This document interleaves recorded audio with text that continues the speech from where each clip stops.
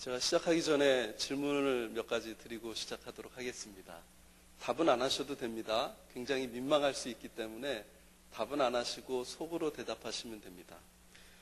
나는 여기 있는 사람보다 평균적으로 나의 도덕성이 낮다 생각하시는 분 마음속으로 손을 들어보십시오. 두 번째 질문입니다. 그렇다면 나는 여기 있는 사람들보다 평균적으로 나의 도덕성이 높다 생각하시는 분 마음속으로 손 들어보십시오. 세 번째 질문입니다. 내가 선하게 살고 있기 때문에 구원받을 수 있다고 생각하시는 분들 마음속으로 손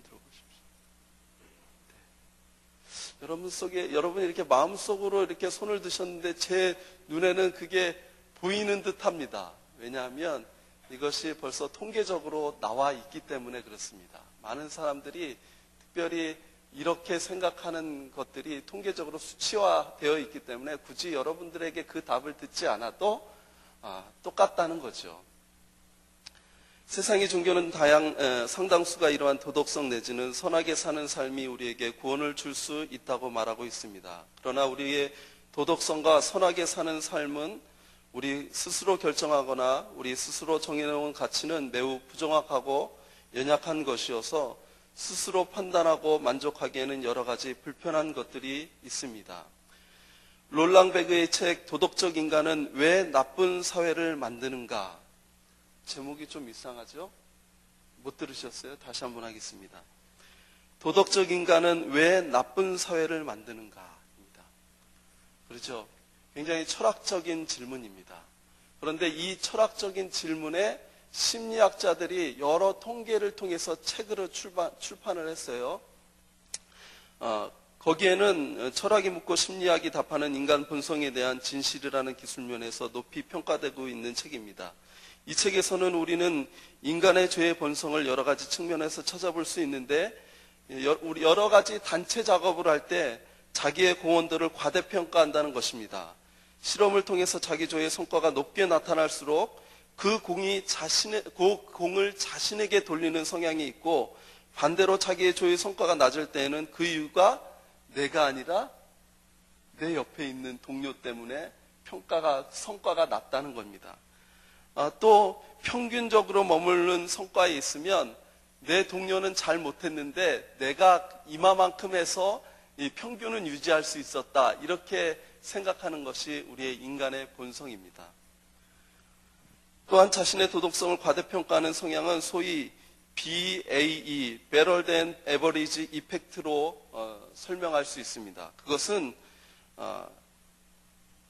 이 경향에 힘입어 우리의 태도와 자질을 철저하게 과대평가한다는 것입니다. 뿐만 아니라 자신을 과대평가하는 경향이 두드러진 부류는 확실히 남들과 차별화된다는 것입니다. 이 차별은 좋은 쪽으로 긍정적으로 차별화되는 것이 아니라 부정적으로 나쁜 쪽으로 차별화된다는 것이죠.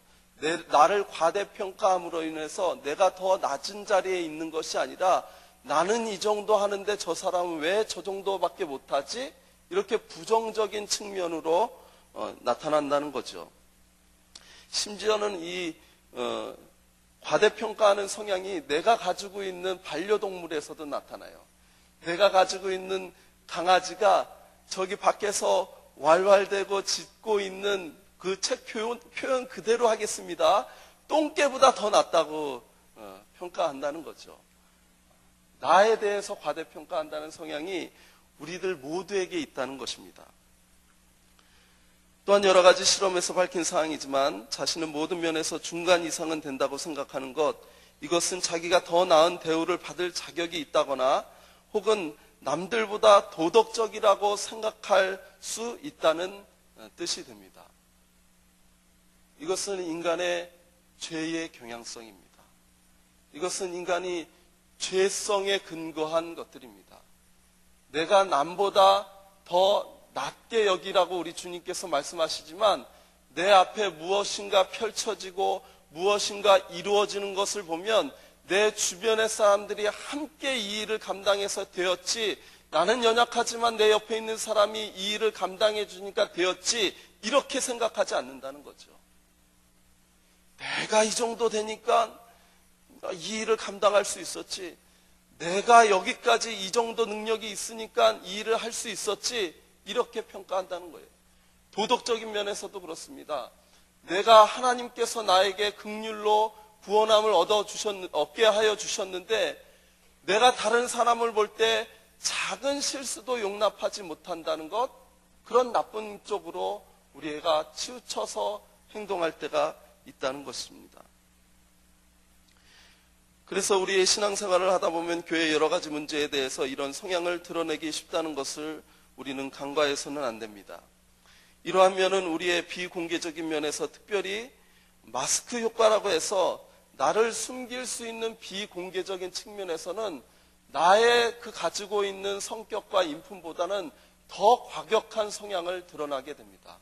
범죄자들 심리를 분석해 보면요, 마스크를 쓰고 범죄를 하는 사람이 그렇지 않은 사람보다 더 과격하게 행동을 하고 더 큰 범죄를 저지른다는 것입니다. 그래서 우리가 신앙생활을 할 때는 특별히 이 BAE, 나를 과대평가하는 성향을 내가 바로 보고 이것에 대해서 경계해야 될 필요가 있다는 겁니다. 그것은 우리의 삶에 항상 나에게는 긍정적인 평가를, 남에게 대해서는 비판적인 평가를 내려 우리의 삶을 왜곡할 때가 참으로 많다는 것입니다. 그렇지만 본질은 여전히 나는 죄인이라는 것입니다. 여전히 나는 그 죄성에서 벗어날 수 없는 연약한 사람이라는 것입니다. 많은 종교는 선행을 이야기하고 덕을 이야기하지만 예수 그리스도의 복음이 많은 종교하고 다른 것은 여전히 나의 삶에 나는 죄인으로 살아갈 수밖에 없지만 예수 그리스도를 통해서 내가 의롭게 되었다는 그러한 것입니다. 우리는 사순절을 지나고 있습니다. 사순절에 우리가 늘 묵상해야 하는 것은 예수님의 고난이 나에게 어떠한 의미가 있는가를 묵상하면서 보내시길 주님의 이름으로 축복합니다. 갈라디아 교회에는 예수님을 믿는 유대인뿐만 아니라 이방인들도 함께 신앙생활을 했습니다. 그런데 언제부턴가 유대인들이요, 율법에 대해서 율법을 잘 지켜야 구원을 받는다, 예수 그리스도의 그 보혈의 능력뿐만 아니라 율법을 잘 지켜 행하야 구원을 받는다고 이렇게 얘기하는 일들이 갈라디아에서 있기 시작했습니다. 뿐만 아니라 그 율법을 확증하는 증거로 할례를 행해야 된다. 무슨 소리냐, 이방인도 그렇게 할례를 받아야 구원을 받는다. 이러한 얘기가 갈라디아 교회에 넘쳐나기 시작했습니다. 그래서 사도 바울이 그 얘기를 듣고 갈라디아서를 쓰게 된 것입니다. 오직 구원은 예수 그리스도를 믿는 믿음만으로 받게 된다는 것을 갈라디아서는 강조하고 있는 것입니다. 우리를 의롭게 하는 것은 재판장이신 전능하신 하나님이 우리를 의롭다고 인정하는 것, 그것으로 우리가 의롭게 되는 것입니다. 이것이 칭의입니다. 우리를 의롭게 여기시는 겁니다. 재판장이요, 죄인을 데려다가 놓고 당신은 무죄, 이렇게 선언하는 것입니다. 아무리 죄가 있어도 당신은 무죄하면 그 사람이 무죄가 되는 것처럼 재판장이신 우리 하나님께서 우리를 그렇게 예수 그리스도를 믿는 그 믿음 하나를 보시고 의롭게 여기신다는 겁니다. 다른 것으로 의롭게 되는 것이 아니라 의롭게 여기심으로 우리가 의인이 된다는 것입니다. 하나님이 이미 주 예수 그리스도를 우리의 대속자로 믿는 믿음만으로 우리를 의롭게 하신 것입니다. 행위로 말미암은 것이 아니라는 것입니다. 그런데 이렇게 믿음으로 의롭게 되는 칭의 이후에 우리의 삶이 문제입니다. 우리가 죄의 죄된 모습 속에서 의롭게 되었지만 우리는 여전히 우리 안에서 우리 스스로를 의롭게 여기는 인간의 죄성이 남아있어서 늘 언제나 스스로의 행동은 합리화하고 남의 행동은 눈뜨고 보지 못하는 경향이 우리 자신에게 있다는 것을 인정해야 그 다음으로 성령의 인도하심을 받게 된다는 것입니다. 내가 스스로 부족함을 성령 안에서 고백하고 또한 성령이 내 안에서 말씀하시는 걸 깨닫고 그 일을 통해서 우리는 여전히 죄된 본성의 모습을 우리의 안에서 발견하게 되므로 그리고 거룩한 백성으로의 삶을 성령이 인도하시고 도와주시고 말씀하여 주시고 깨닫게 하시는 일들을 통해서 우리가 그렇게 살아갈 수 있다는 거죠. 사도 바울은 갈라디아서 3장 2절에서 3절에 내가 너희에게 다만 이것을 알려 하노니 너희가 성령을 받은 것이 율법의 행위로냐 혹은 듣고 믿음으로냐 너희가 이같이 어리석으냐 성령으로 시작하였다가 이제는 육체로 마치겠느냐라고 반문하고 있는 것입니다. 그래서 우리가 믿음으로 산다는 것은, 첫 번째로 믿음으로 산다는 것은 우리가 예수 그리스도를 믿음으로 의롭게 된다는 것을 고백하는 것입니다. 우리가 예수 그리스도를 믿음으로 의롭게 되었습니다. 하지만 우리가 의롭게 된 것은 하나님이 그렇게 인정하신 것입니다.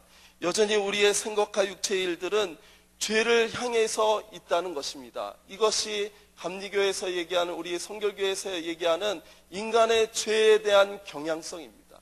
죄를 향해서 달려가는 경향성이, 내가 의인이 되었지만 칭의로 하나님께서 내게 의롭게 여기셨지만 나의 육체의 본성은 여전히 죄를 향해서 달려갈 수밖에 없는 우리의 모습을 발견하게 된다는 것입니다. 그래서 성령님께서는 우리를 도우시는 보혜사의 영으로 우리 안에 거하시게 된다는 겁니다. 여전히 우리가 죄성이 남아있고 죄로 달려가는 죄의 경향성이 남아있지만 성령의 인도하심을 따라, 성령의 말씀하시는 것을 따라 내 앞에 그리스도의 보혈로 정결케, 하루하루 정결케 나아가는 그 발걸음을 통해서 우리가 거룩한 백성으로 나아간다는 거지요. 성령의 충만함을 받으면요, 우리가 순간적으로 성화되는 그런 것도 맛보게 됩니다. 하지만 우리가 주 예수 그리스도를 대면하는 그 날까지 끊임없이 우리가 성령 안에서의 말씀하시는 것에 순종하며 나아갈 때 우리가 거룩한 백성으로 나아간다는 것입니다. 문제의 핵심은 다른 사람이 아니라 내가 그 죄의 본성을 아직까지도 갖고 있다는 것이죠. 그러나 우리는 시시때때로 교만해져서 각양각색의 은사를 마치 내가 영적으로 우울해서 받은 것인 양 착각해서 신앙생활을 할 때가 참으로 많습니다. 그래서 각양각색의 은사가 넘쳐났던 고린도 교회의 모든 은사들 가운데 사랑을 강조하시는 것입니다. 우리 장로님 말씀, 오늘 기도하시는 것 중에 사랑과 은혜가 충만한 교회가 되게 해달라고 기도하신 것 참으로 마음에 와닿습니다. 우리가 아무리 예언하고 아무리 방언을 하고 여러 가지 병 고치는 기사와 이적이 일어나고 우리 안에 여러 가지 능력을 행하는 일이 있어도요, 우리 안에 사랑이 없고 우리 안에 서로를 향해서 긍휼히 여기는 마음, 주님이 우리를 향해서 그렇게 여기시는 마음이 없으면 그 은사는 아무것도 아닙니다. 차라리 없는 것이 나아요. 울리는 꽹과리와 같은 것이 되는 겁니다.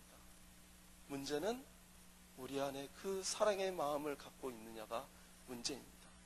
주님 그리스도의 사랑의 마음, 그 주님 그리스도께서 우리 인간들을 향해서, 우리 성도들을 향해서 그렇게 안타깝게 하시는 그 사랑의 마음을 우리가 깨닫고 그대로 살아갈 때 복음의 능력은 우리의 삶에서 펼쳐지게 되는다는 것입니다. 이것이 믿음으로 사는 사람의 가장 중요한 핵심이라는 것이죠.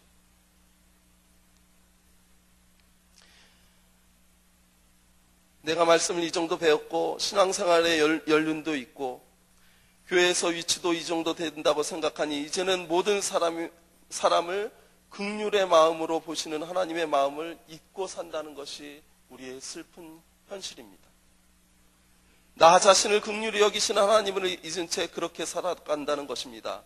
마태복음 18장 23절에부터 보면 그러므로 천국은 그 종들과 결산하려 하던 어떤 임금과 같으니 결산할 때 10,000달란트 빚진 자 하나를 데려오매 갚을 것이 없는지라.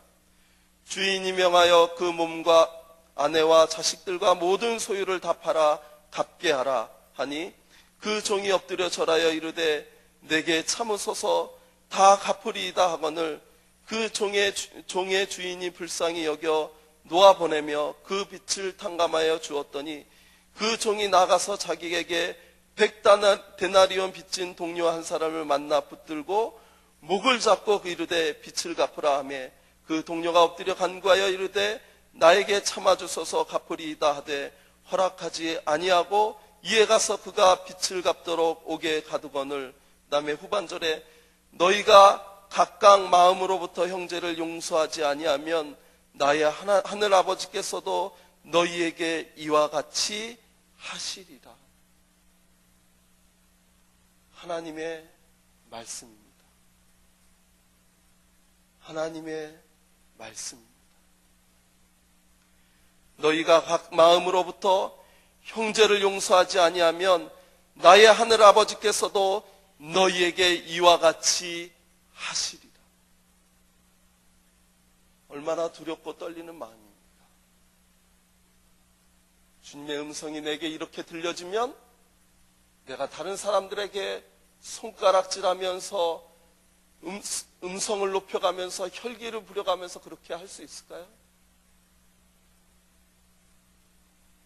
우리 주님께서 이 모습 그대로 갚아주실 것입니다.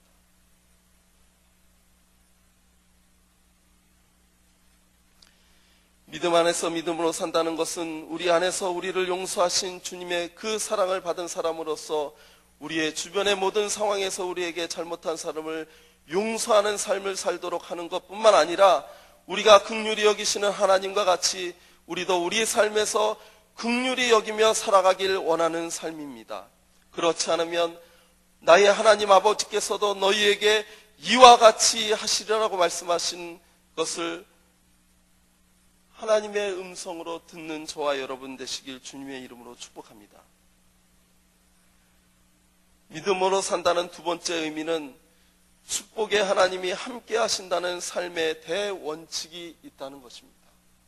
우리 하나님께서는 믿음을 주시고 우리를 의롭게 하시고 그냥 너는 그렇게 긍휼히 여기면서 많은 사람을 돕는 그 정도 내 삶에서 그렇게 살라고 이렇게 주님께서 말씀하시는 것이 아니라는 거죠. 주님께서 우리에게 복음을 주시고 우리에게 말씀을 주시고 우리에게 능력을 주시고 각양각색의 은사를 주신 것은 그리스도께서 1장 4절에처럼 그리스도께서 하나님 곧 우리 아버지의 뜻을 따라 이 악한 세대에서 우리를 건지시려고 우리 죄를 대속하기 위하여 자기 몸을 주셨다는 것입니다. 우리를 대속하기 위해서. 그런데 오늘 본문의 후반절 좀 더 지나가서 보면 또 하나님이 이방을 믿음으로 말미암아 의로 정하실 것을 성경이 미리 알고 먼저 아브라함에게 복음을 전하되 모든 이방인이 너희로 말미암아 복을 받으리라 하였느니라. 모든 이방인이 너로 말미암아 복을 받으리라 하였느니라. 그러므로 믿음으로 말미암는 자는 믿음이 있는 아브라함과 같이 복을 받으리라. 아브라함과 같이 복을 받으리라. 보통 다른 데서는 복을 받으리라 그러면 아멘이 더 높던데 복을 받으리라. 이 복은요 우리에게 의롭다고 인정하시는 그 복입니다. 의롭게 믿음으로 의롭게 인정하시는 복입니다. 그런데요 그 의롭게 인정하시는 복이 복 그 자체 거기서만 끝나던가요? 아브라함을 잘 아시잖아요. 의롭게 여긴 것으로만 하나님이 복이라고 이야기하셨던가요? 그렇지 않습니다. 하나님께서 의롭게 여기시는 아브라함을 통해서 말씀하시고요. 아브라함은 그 말씀은 하나님의 말씀인 것을 소중하게 여겨서 그대로 행했다는 것입니다. 내 아비와 본토 친척집을 떠나라 하니까 떠났다는 거죠. 하나님의 말씀이 들리니까 그대로 순종했다는 것입니다. 그랬더니 하나님께서 만국의 아버지가 되는 놀라운 축복을 주셨어요. 그 아브라함이 누렸던 그 복이요 그 당대의 그 아브라함에게만 있었습니까? 그렇지 않았어요. 성경을 보면 창세기 26장에 보니까 이삭이 그 아버지의 복을 따라 함께 누리게 되었다는 겁니다. 이삭이요 아버지의 모습을 보고 하나님께 순종하는 그 말씀에 순종하는 그 모습을 보면서 자라오면 이삭이 늘 그 마음속에 하나님을 경외하는 것과 하나님께 예배드리는 것을 기뻐하는 것과 사람들이 많이 나를 시기하고 질투해서 어렵게 하는 것들을 예수 그리스도 하나님을 바라봄으로써 그것을 넉넉히 이겨냈을 뿐만 아니라 내 자리를 예배의 자리로 만들었다는 것이 아브라함의 아들 이삭을 통해서 펼쳐주셨던 귀한 은혜를 우리가 성경을 통해서 보게 된다는 것이죠.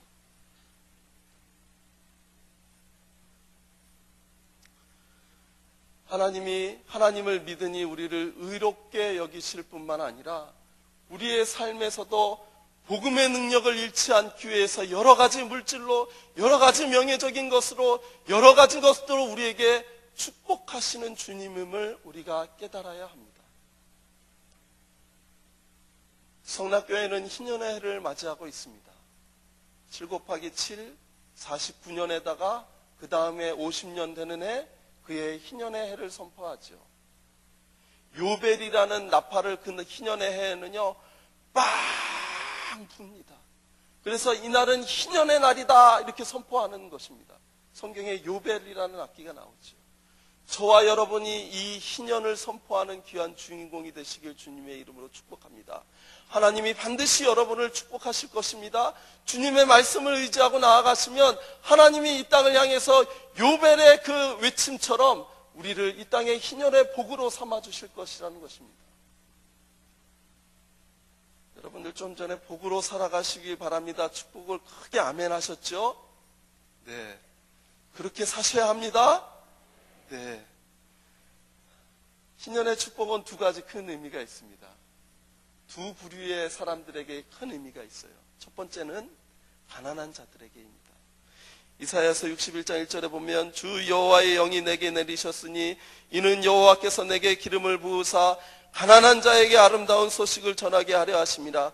나를 보내사 마음이 상한 자를 고치시며 포로된 자에게 자유를, 갇힌 자에게 노임을 선포하며 여호와의 은혜의 해와 우리 하나님의 보복의 날을 선포하며 모든 슬픈 자를 위로하되 무릇 시온에서 슬퍼하는 자에게 화관을 주어 그 죄를 대신하며 기쁨의 기름으로 그 슬픔을 대신하며 찬송의 옷으로 그 근심을 대신하시고 그들의 의의 나무 곧 여호와께서 심으신 그 영광을 나타낼 자라 일컬음을 받게 하려 하십니다.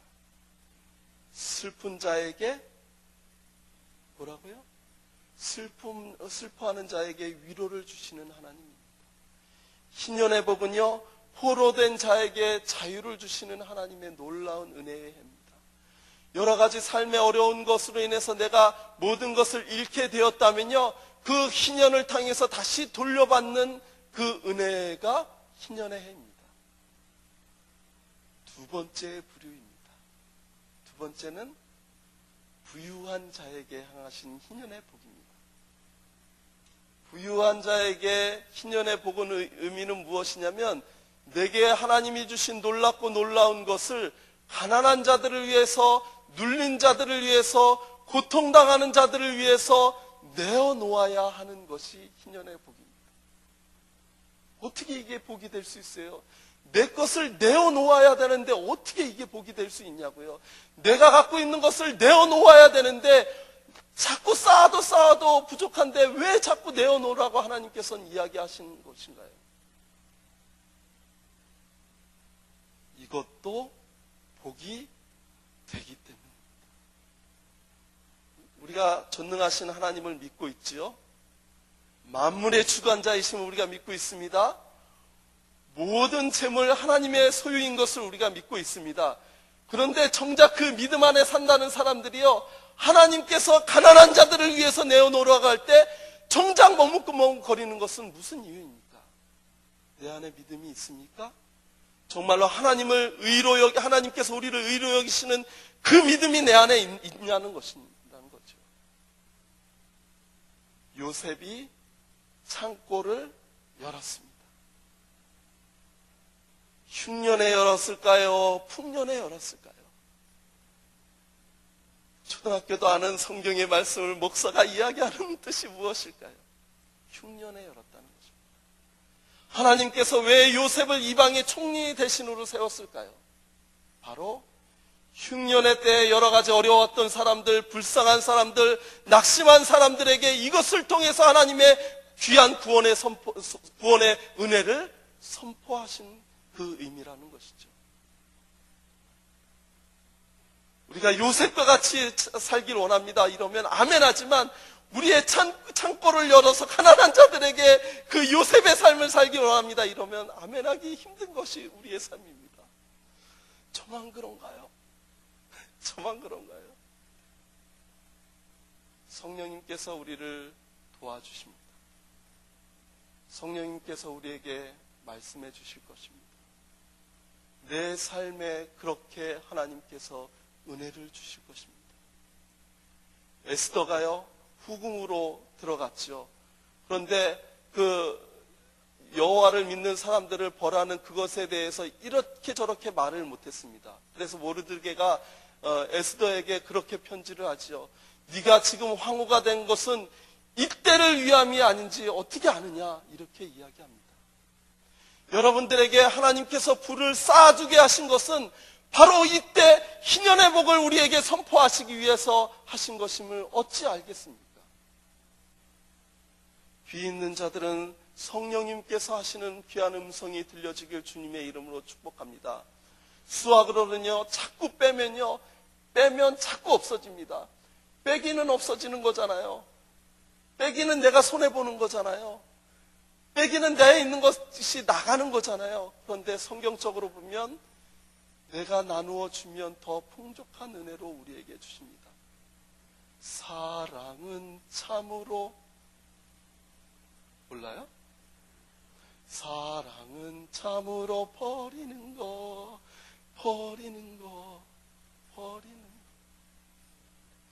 그러면 주님께서 우리에게 세상에서 느낄 수 없는, 세상에서 가질 수 없는 풍족한 은혜를 우리에게뿐만 주실 것뿐만 아니라 가난한 자에게도 함께 살아가는 귀한 은혜를 주신다는 것이죠. 사회적으로도요, 중산층이 두터운 사회는요, 선진국이라고 해요. 발음이 제가 좀 잘못해서 죄송합니다. 중산층이 두꺼우면 위에 아주 부자와 아주 가난한 사람이 거의 비율이 적고, 중산층이 두터워지면 그 사회는 살만한 사회라고 이야기합니다. 희년의 복은, 우리에게 걸어주신 복은 우리 주님께서 이것을 원하시는 것입니다. 함께 행복하게 살고, 함께 즐겁게 살고, 함께 복음 안에서 기뻐하는 삶을 우리에게 원하신다는 것이죠.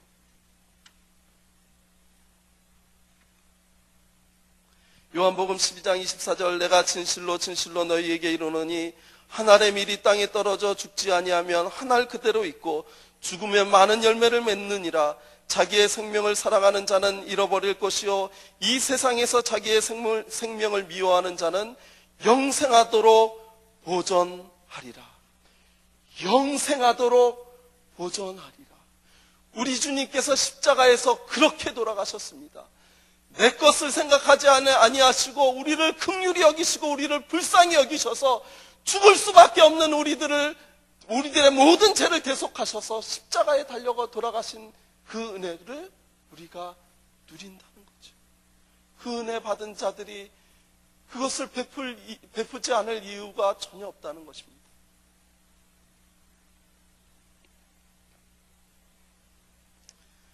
이제 여러분의 차례입니다. 하나님은 이미 저와 여러분에게 말씀하셨고 우리는 그대로 따라가는 결단이 필요할 때입니다. 믿음으로 살아간다는 것은 이러한 결단을 나의 행동으로 나타내는 것입니다. 하나님은 여러분을 축복하십니다. 그 축복은 하나님의 거룩한 나라와 온 천하보다도 긍휼히 여기시는 한 영혼 한 영혼에 있다는 사실을 명심하시기 바랍니다. 내가 가지고 있는 프라다 가방 하나면요, 오갈 데 없는 사람들의 수십 개의 배낭이 될 수 있습니다. 저는 이제 큰일 났습니다.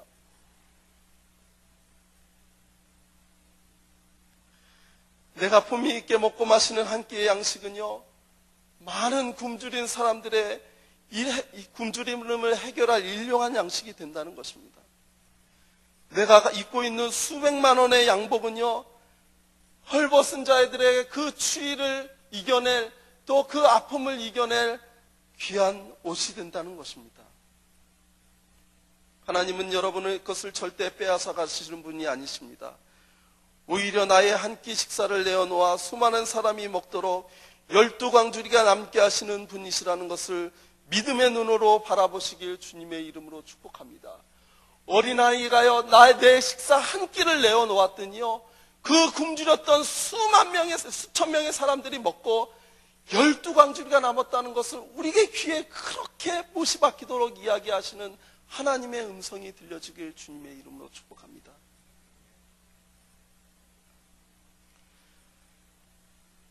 하나님의 음성에 순종하여 믿음으로 사는 자에게 하나님께서 주시는 희년의 복과 영광을 누리시길 주님의 이름으로 축복합니다. 믿음으로 산다는 것은 내가 그리스도와 함께 십자가에 못 박힌 것을 고백하며 나를 사랑하사 나를 위하여 자기 자신을 버리신 하나님의 아들을 믿는 믿음 안에서 사는 고백이 넘쳐나는다는 것입니다. 우리 찬양으로 이 고백을 하길 원합니다. 싫습니까? 좋지요? 우리 함께 이 찬양을 내 입술로 고백의 찬양으로 하길 원합니다. 내가 그리스도와 함께 십자가에 못 박혔나니 그런즉 이제 내가 산 것이 아니요 오직 내 안에 예수께서 사신 것이라. 이제 내가 육체 가운데 사는 것은 나를 사랑하사 자기 몸 버리신 예수 위에 산 것이라. 우리 함께 찬양합니다.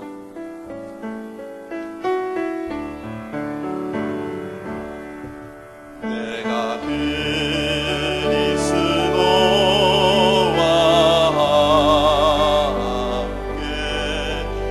십자가에 못 박혔나니 그런즉 이제 내가 산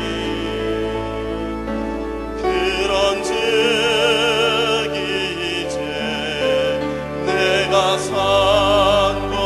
이제 내가 육체 가운데 사는 것은 나를 사랑하사 자기 몸 버리신 예수 위에 산 것이라.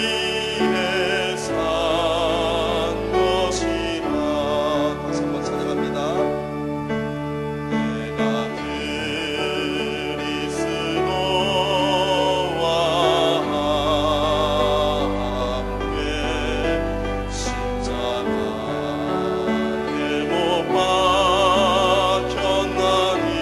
내가 그리스도와 함께 십자가에 못 박혔나니 그런즉 이제 내가 산 것 아니요 오직 내 안에 예수께서 사신 것이라. 이제 내가 육체 가운데 사는